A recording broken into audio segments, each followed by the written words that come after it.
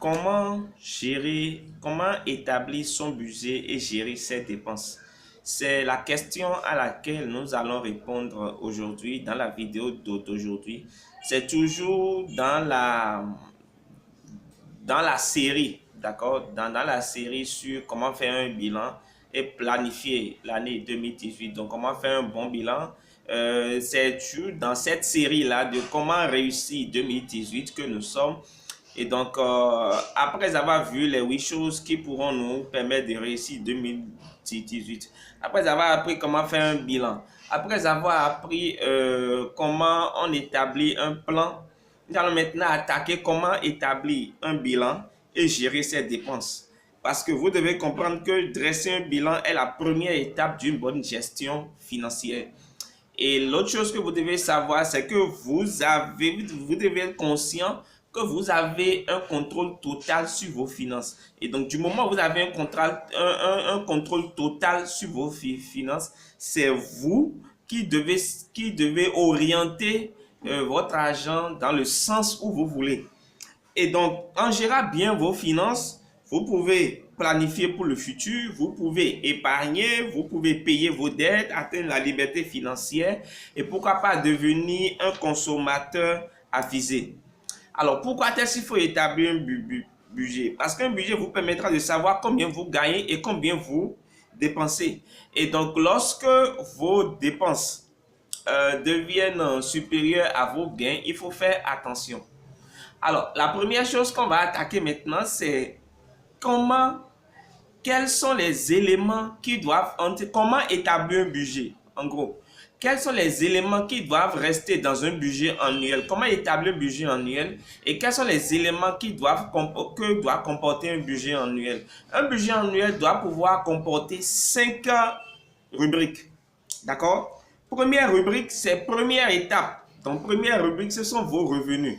Donc, la première chose que vous devez faire, c'est d'additionner tous vos revenus. Ça peut être votre salaire, ça peut être des indemnités, ça peut être quel que soit ce que vous recevez, ça peut être des allocations.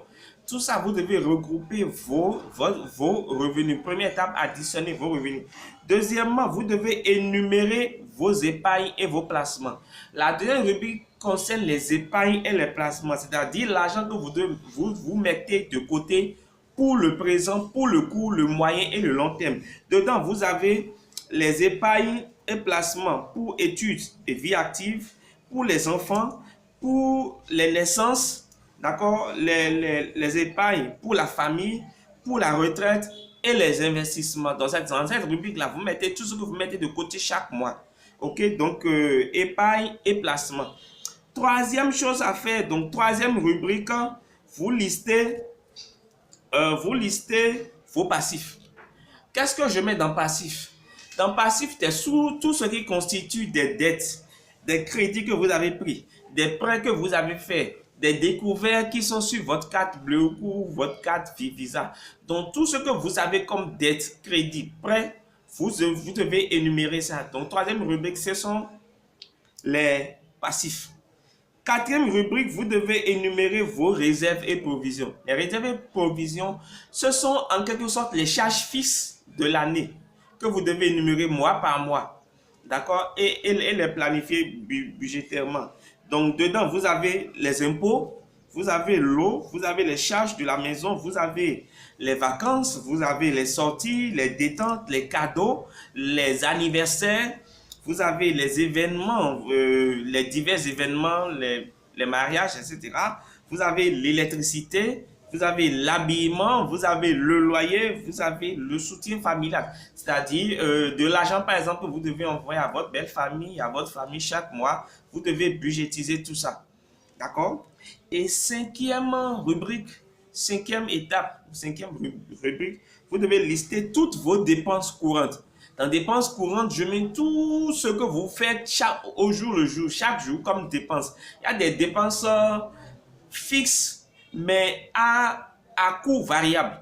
C'est-à-dire au niveau des provisions, par exemple, sont les dépenses fixes à coût fixe. D'accord? Mais au niveau des dépenses courantes, vous avez ce sont les dépenses fixes, d'accord? À coût variable. Donc dedans, vous avez les courses que vous faites. d'accord, les déplacements, ce que ça vous coûte par jour, le téléphone, l'internet, tout ce qui est alimentation, l'abonnement Canal+, l'essence que vous prenez, l'entretien de votre voiture, les frais médicaux, tout ce que vous faites pour vous développer personnellement, donc l'achat de livres, des formations que vous suivez en ligne et tout, et votre argent de poche, etc., etc. Et donc, lorsque vous finissez de faire tout ça, vous allez constater il y a des mois où vous serez à découvert, c'est-à-dire il y a des mois où les dépenses seront supérieures aux recettes. Donc, votre solde à ce mois-là sera au rouge, sera négatif. Et donc, quand c'est comme ça, il faut faire attention. Ça veut dire que les dépenses sont supérieures aux revenus. Et donc, pour cela, vous devez vous devez compresser pas les charges fixes à coût fixe parce que ça, c'est incompressible. Encore que là, vous pouvez faire quelques abattements sur ça. Je vais revenir dessus plus tard dans une vidéo sur comment vivre selon ses moyens. Mais déjà, vous pouvez faire quelques abattements là. Mais le gros des abattements, vous devez faire au niveau des dépenses courantes. C'est là où vous devez faire le plus gros des abattements. Ce qui veut dire que vous devez faire d'abord la différence entre vos désirs et vos besoins. Parce que la plupart des choses que vous énumérez dans votre budget, ce sont des désirs. Mais ce n'est pas forcément des besoins. Un désir, c'est quelque chose qui est agréable à avoir. Mais un besoin, c'est quelque chose qui est essentiel. Par exemple, j'ai soif. J'ai soif, c'est un besoin. Mais boire de la bière, c'est un désir. Ce n'est pas forcément la bière ou de la boisson qui va étancher ma soif. Mais par contre, le besoin est réel, c'est que j'ai soif. Maintenant, entre le désir de prendre de la bière ou le désir de prendre de l'eau, à moi le choix de le faire. Donc, vous devez faire la différence entre vos désirs et vos besoins. Et tout ce que vous énumérez dans votre budget concernant vos désirs, vous devez les enlever et diminuer vos dépenses. Donc, comment réduire ces dépenses? Je vais finir par là. Comment réduire ces dépenses? Déjà, commencez par noter toutes vos dépenses. C'est-à-dire, prenez un mois entier. Prenez un calepin et notez toutes vos dépenses, même dans les plus fins détails possibles. Notez toutes vos dépenses. D'accord? Ensuite, planifiez vos achats pour bénéficier des rabais de fin de saison. C'est-à-dire que il y a de temps en temps, il y a les boutiques, surtout ceux qui fonctionnent dans les boutiques, il y a des moments où ils font des rabais, des soldes. D'accord? Planifiez vos achats de façon à pouvoir faire vos achats, acheter pendant les moments de rabais ou de solde. Donc, vous allez faire quelques économies par rapport à vos achats. Ensuite, utilisez des services gratuits. C'est-à-dire, par exemple, vous voulez lire des livres, allez dans les bibliothèques gratuites si vous en avez. Utilisez Internet, par exemple, c'est gratuit. D'accord? Vous n'avez rien à payer pour aller sur Internet, à part acheter le forfait naturellement. Donc, utilisez les services gratuits et remplacez vos désirs par vos besoins.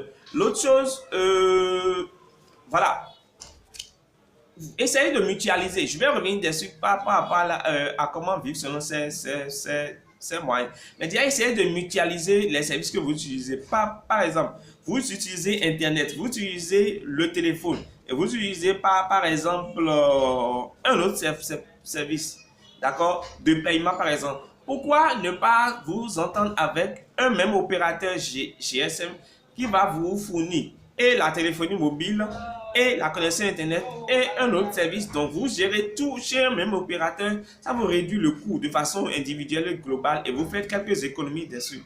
Donc, je vais revenir dessus dans une autre vidéo. Alors, j'ai préparé pour vous un exemplaire de budget annuel, un fichier FC. J'ai tout préparé et c'est un budget dans lequel il y a déjà toutes ces rubriques que j'ai énumérées mois par mois. C'est un budget que c'est mon budget que j'utilise personnellement depuis 2013.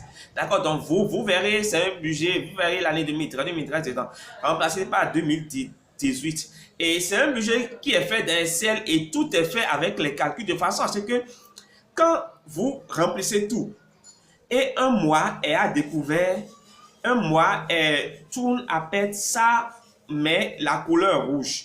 D'accord, vous aurez l'occasion de voir et ça, vous mettez les chiffres et ça vous sort à la fin de l'année. Ça vous sort mois par mois ce que vous aurez comme dépenses et recettes, ce que vous aurez comme solde et jusqu'à la fin de l'année, vos dépenses et ça vous sort tout en fait. Donc, cliquez sur le lien en bas de cette vidéo, enfin sur ma chaîne. Pour ceux qui me suivront sur Facebook, allez sur ma chaîne YouTube, vous allez voir le lien, cliquez sur le lien et vous allez, j'ai enregistré ça dans mon drive, vous allez télécharger le fichier et remplir cela. J'espère que vous allez apprécier cela, c'est un travail fou que j'ai abattu. J'espère que vous allez apprécier cela. Et il y a une question qui m'a été posée, je tiens à répondre à cela, c'est, on m'a demandé comment faire le bilan quand on n'a rien planifié. Comment faire le bilan quand on n'a rien planifié? C'est simple. Il y a ce qu'on appelle analyse rétrospective. C'est-à-dire, vous prenez par exemple sur une échelle de 3 à 5 ans et vous analysez un peu votre parcours dans chaque domaine de votre vie. Quel a été votre parcours jusqu'à aujourd'hui? Et donc, vous essayez de voir quels ont été les grands tournants de votre vie. Quels ont été les points positifs, les points négatifs? Quelles ont été les choses que vous avez tirées comme leçon? Qu'est-ce qui vous a permis d'aller plus rapidement en avant? Quels sont les domaines dans lesquels vous avez regressé? Pourquoi vous avez regressé? Vous essayez d'analyser tout cela maintenant avant d'élaborer votre plan annuel, votre PSP, plan stratégique personnel annuel. Donc, j'espère que cette vidéo vous a plu. Si elle vous a plu, vous allez sur ma chaîne YouTube. Pour ceux qui me regardent sur Facebook, vous allez sur ma chaîne YouTube. Vous aimez, vous abonnez à ma chaîne. Vous aimez la vidéo. Vous la partagez au maximum. Vous partagez ma chaîne au maximum dans tous les groupes. WhatsApp, Facebook, Twitter, quoi encore? Imo, Instagram. Partout, vous partagez.